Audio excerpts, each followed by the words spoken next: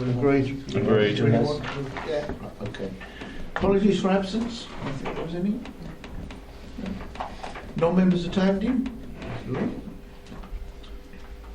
You had copies of the minutes of the 3rd of April. Is everybody happy with those? Agreed. Agreed. Okay.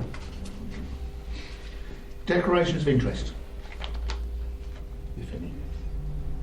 No. Matters referred to the executive and reports from other committees. There are none. Right, let's go straight on to item 6. One Rose and Ben's Cloud Service Contract Award.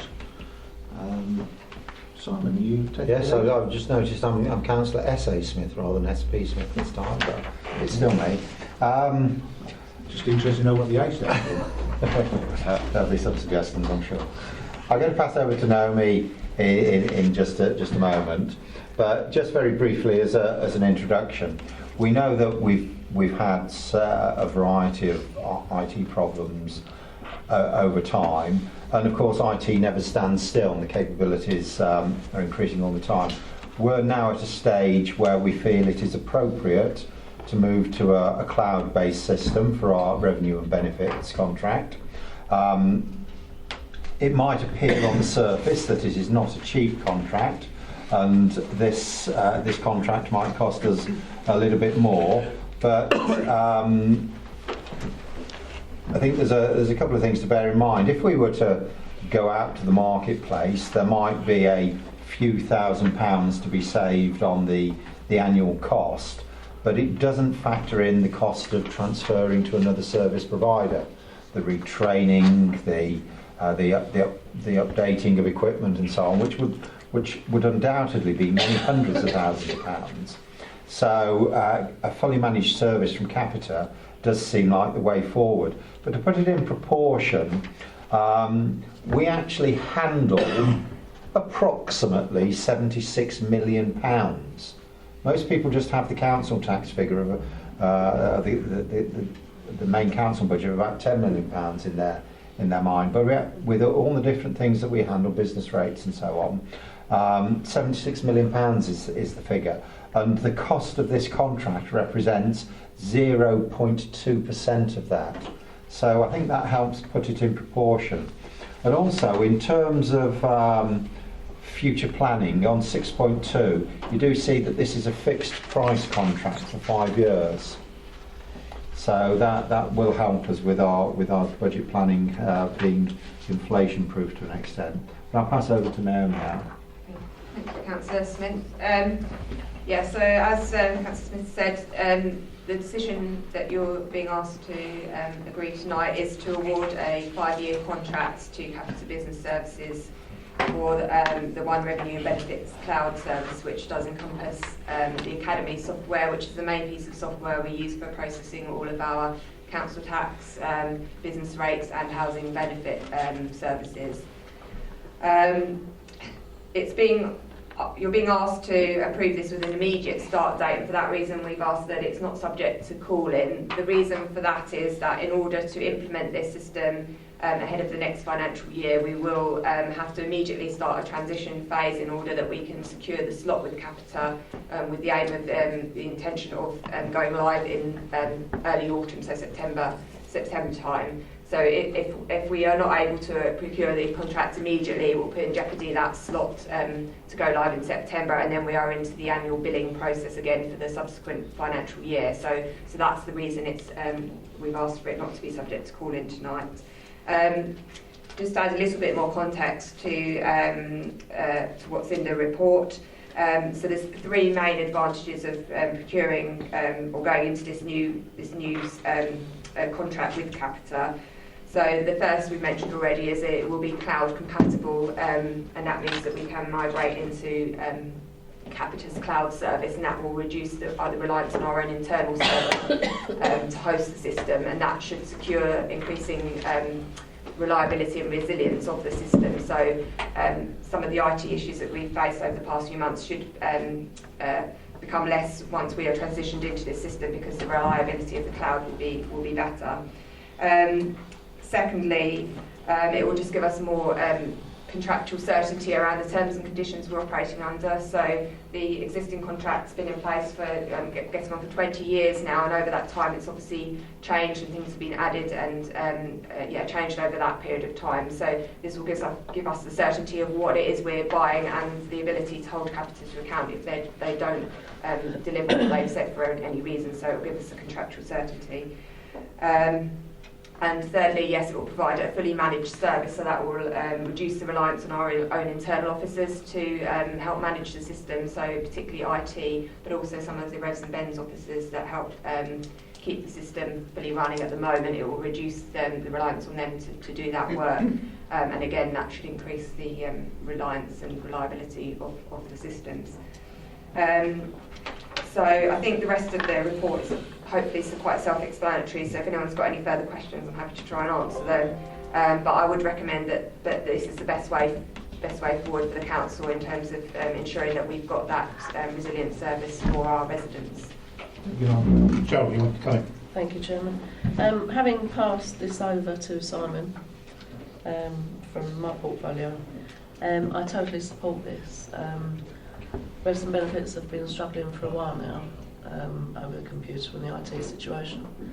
And as Simon said, it's very much a money-making department within the council, and I totally support it. And I think, all credit goes to the staff and Naomi for what they've had to put up with in the last few years. It has been tough out there, and I have been down to Revs and Benefits and thank them for all their support. And yes, I do support it. Thank you. George. Yeah, I concur with what Cheryl said with regards to supporting the migration to the cloud and going to the new system. I wouldn't say reservation, but have we got a get-out clause within the 5 years to allow us to go to another data provider once we're in the cloud? That's my first question. So we're in line with the new, I can't remember the EduServe's new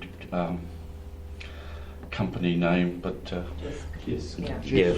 I can answer that one. There isn't any break clause provision within the 5 years, so we will be contractually bound for the 5 year period. However, I would say that the sort of mitigation, if we were to look at it from the other angle, even with our existing contractual arrangements, where in theory we could exit the contracts at the end of any particular year, as I've alluded to in the report, the complexities around actually migrating to a different system, the extensive procurement process we'd have to go through, plus all of the migration and transition of the data and retraining. I wasn't talking about. I wasn't talking about migrating to a new system.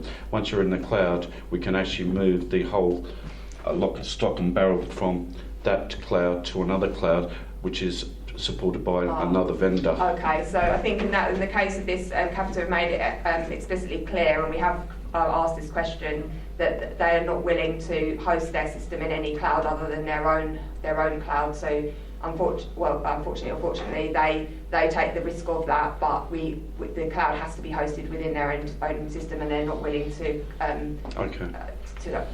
undertake a contract under any other arrangements. Yeah, I mean, if I could just add, I think, from their perspective, they want to see a system or a series of systems that are running in the cloud by different local authorities in the same sort of environment, so that it gives them the opportunity to manage those systems in a consistent way. So I think that's probably what the thinking is. Okay. Oh, thank you very much, Chairman.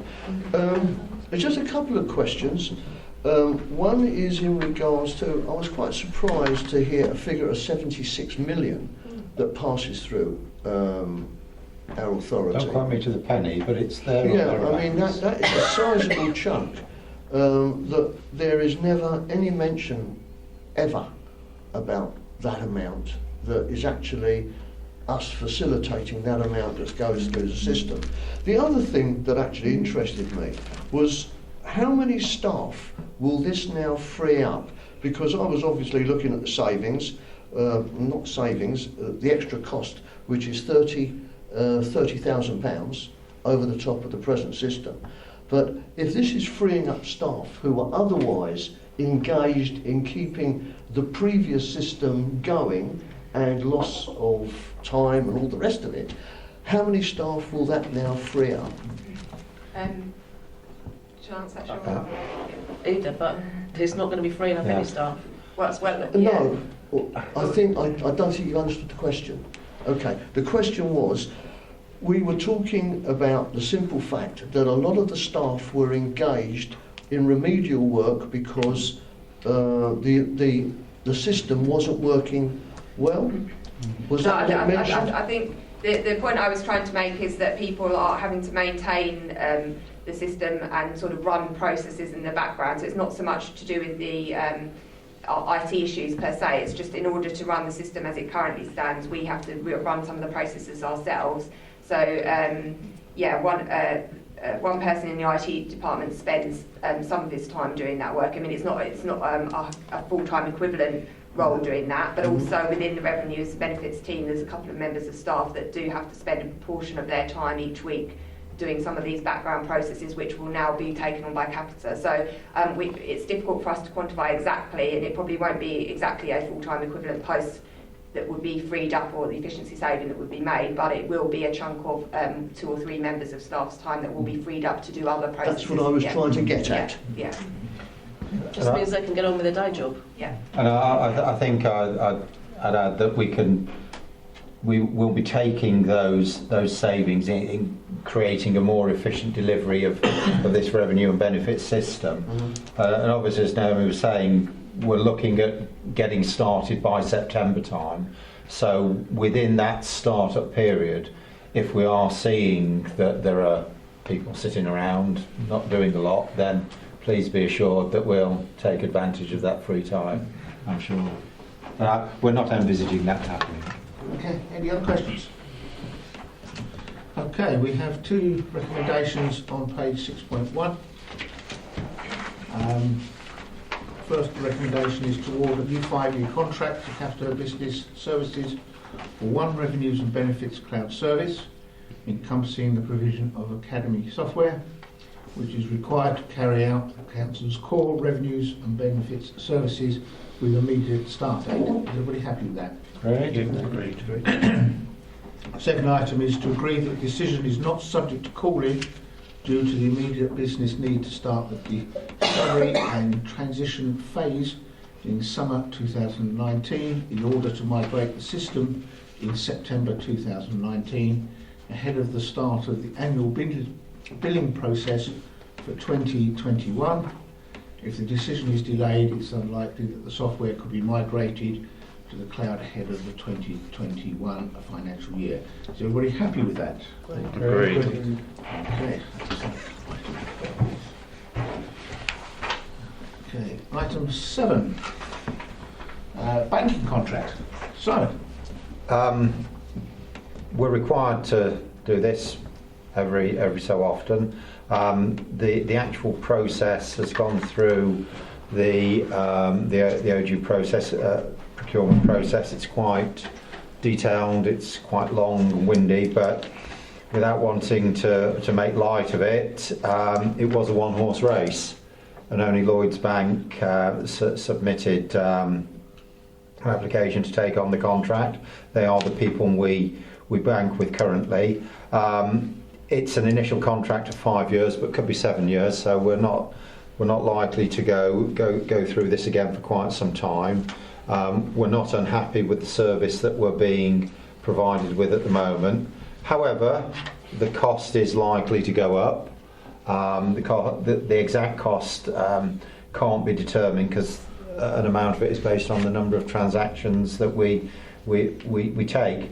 But again, to give you an idea, it's estimated that the cost of the contract is 0.025% of the council's money handling requirements.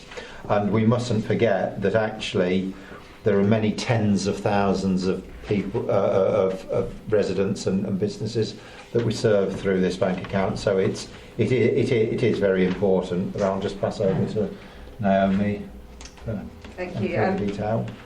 To be honest, there's probably not a lot more I can add to what Councillor Smith has said. But again, happy to take any questions if anyone's got any. Daniel? I've just got a question. It seems we've only had one person come back to us with this. Is there any reason why? Is it just, did it not go out to wide enough? I suppose it did go out to wide. Why so little interest? Well, yeah, it's a difficult one to know. I think when we did it previously, a couple of years ago, we had 2 that were interested, so it wasn't a particularly large market then either. I think there's some banks that are obviously maybe more geared up to doing local authority banking account, and Lloyds is one of those. It may be that the fact that they're the incumbent makes it more attractive to them, and potentially, yeah, for other banks it's not such an attractive sort of contract for them to bid for. But I think without doing sort of wider market inquiries, it's difficult to know exactly why. But as I say, we only had 2 last time, and Lloyds was successful then, so it wasn't entirely unexpected that the market was so limited. Any other questions? Okay, right. We have a recommendation on page 7.1, item 1.1, to agree the award of a new 5-year contract for Rochford District Council banking services to Lloyds Bank from August the 1st, 2019. So everybody happy with that? Yeah, Agreed.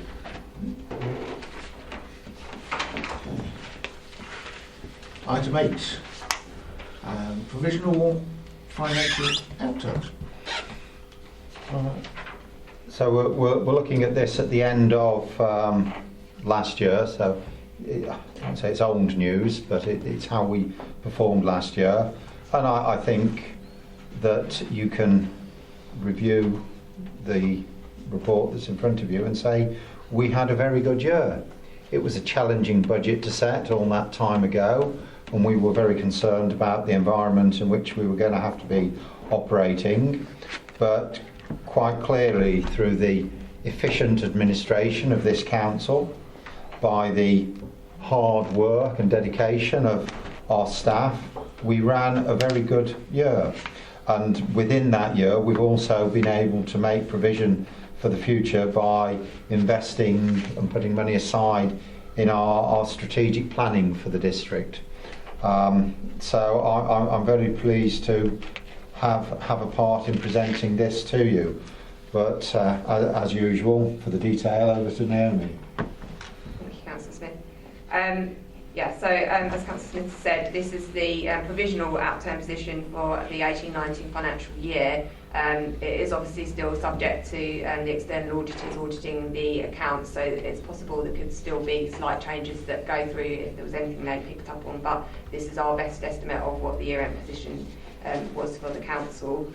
As Councillor Smith said, the overall underlying variance is just under £700,000, which is pretty much in line with what we've been forecasting during the year. And as such, at Q3, we already asked the Executive to approve the transfer of £600,000 of that underspend into the Local Development Fund reserve. So that will be actioned, bringing the total underspend down to about £70,000. So there's obviously, I don't want to oversimplify, and obviously there's a lot of different budget movements within that position, a lot of different unders and overs, but really the core thing driving the underspend for the year was underspend on salaries, which was £638,000 at the end of the year.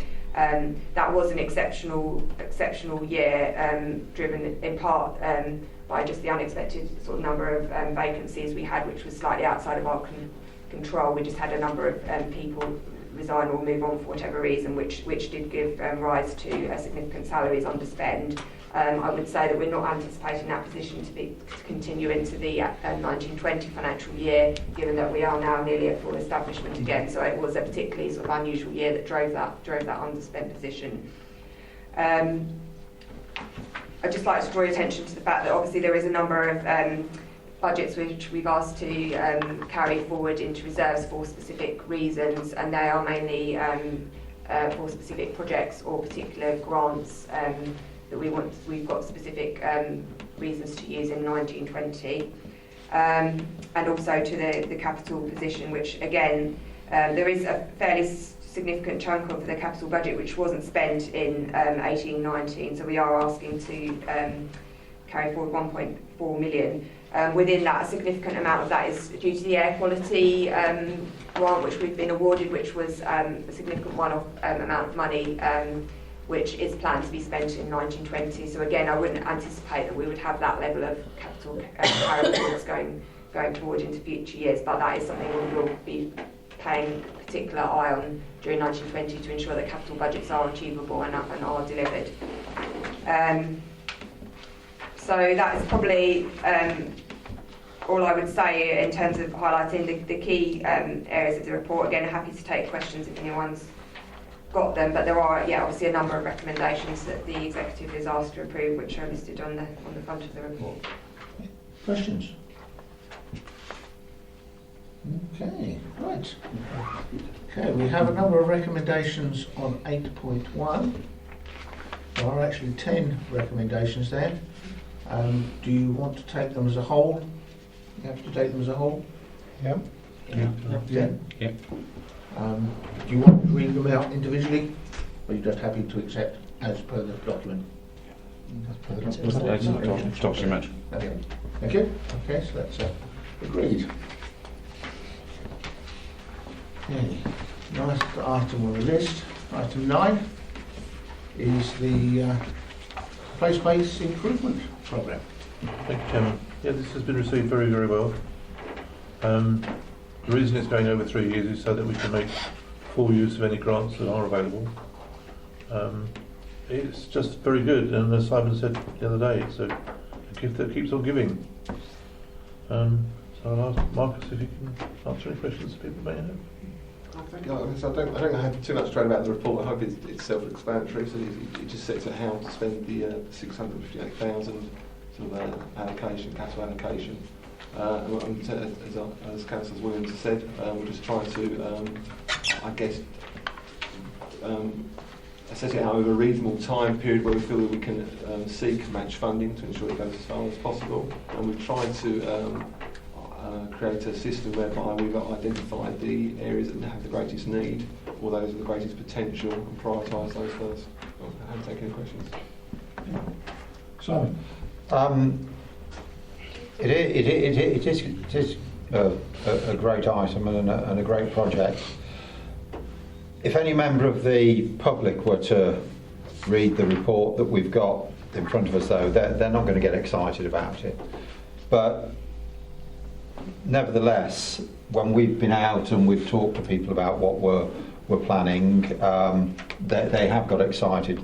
So I do feel that on a regular basis we need to ensure that through our communications team and through our officers we are telling people on each occasion what we're planning, what we're doing, what we've done, so that they can see the scale of investment we're putting in right across the district in every single ward. Okay. Mike, I think it's next. Yeah, thank you, Mike. So obviously welcome this report and the work that it will be doing in our district for the young people. My only concern is in terms of Ashenden Rec and the lack of investment there. I have been approached by a number of residents who are very keen to see a skateboard park in the recreation ground. That's a project that's been discussed for a number of years now. In fact, there's actually a local working group set up by local residents, which I've been invited to attend. I would just like to put that out. I think that Ashenden Rec would be a fantastic location for a skateboard park, and we'd just like that to be considered, if that's okay. Councillor Williams, I'm guessing yes. I think it's something that we'd love to consider, absolutely. I know that planning permission was sought for this once before, and the funding was available, but something, I don't know quite all of the details why it didn't go ahead. Sometimes these things. It is something we can take up. Thank you. Ian? Oh, thank you.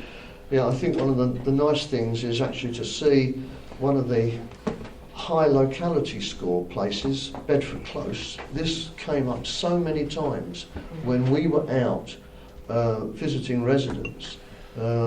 It was a forgotten play area as far as they were concerned, and I think they're going to be absolutely delighted to actually see something happening over there.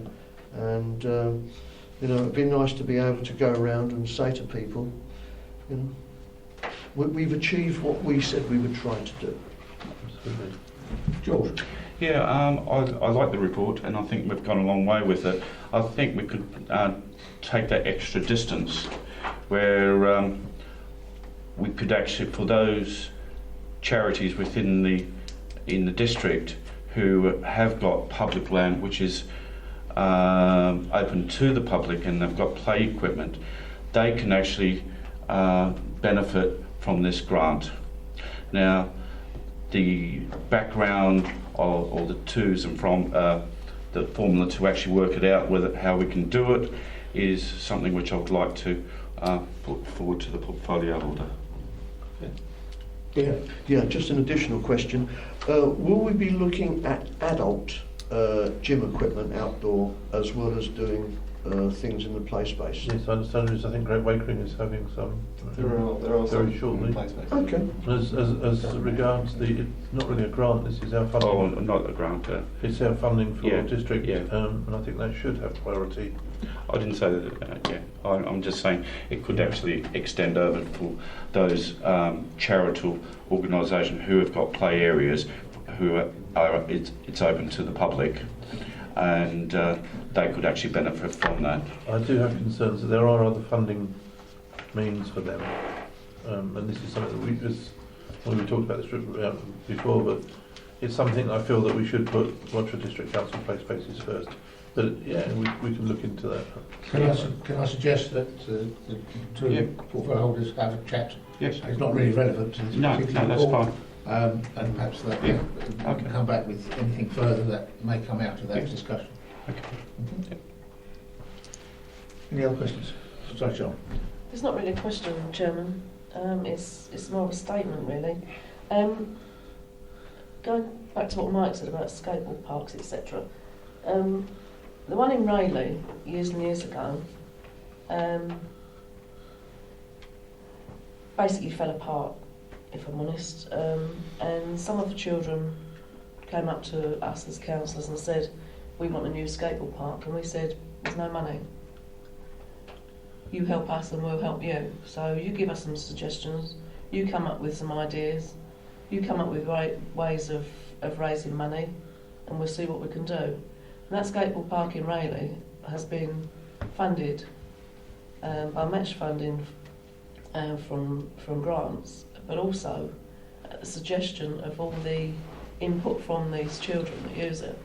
And they do protect that skateboard park. So going forward, if people are wanting skateboard parks in their areas, that may be a good suggestion to actually put to them, because I mean they were doing things like shopping packing in the supermarkets, and you know, I mean they did, didn't they? And they raised a lot of money, you know, and that's worth getting involved with them, you know, and let them design it, and they actually look after that skateboard park. They own it. They do own it, and there's rarely any problems over there with it being graffitied on or anything like that, because they own it. I understand this is what Ashenden want, isn't it? Their aim.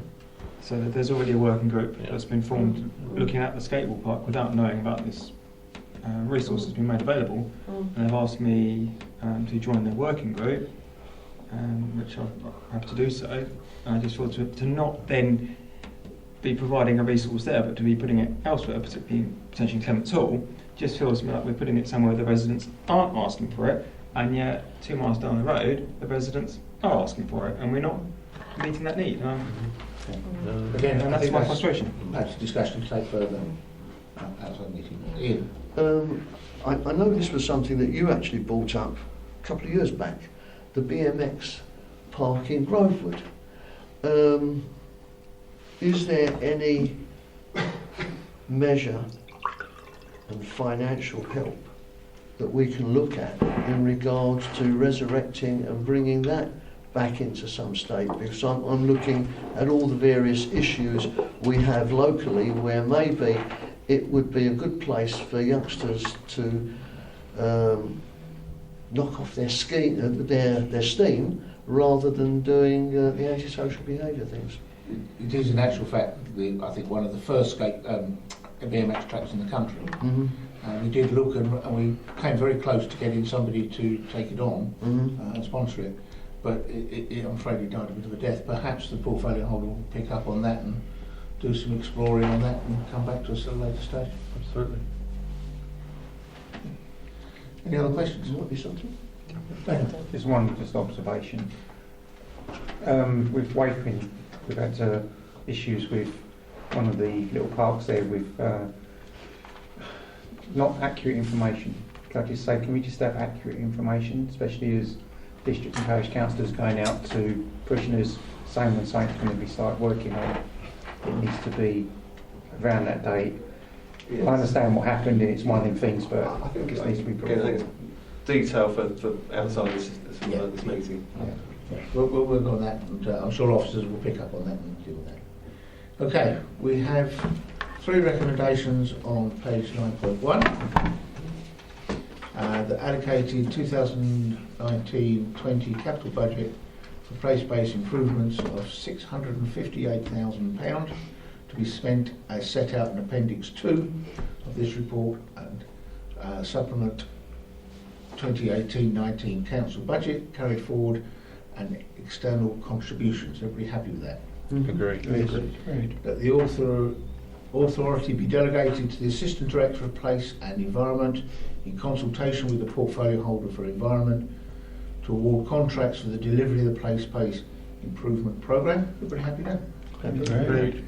And that the authority be delegated to the Assistant Director of Place and Environment in consultation with the portfolio holder for environment to seek and secure appropriate much funding to assist the delivery of place-based improvement programme. Very happy. Agreed. Okay. That is the last item. Thank you, everybody. It was just over half an hour. Well done, Chairman. Well done.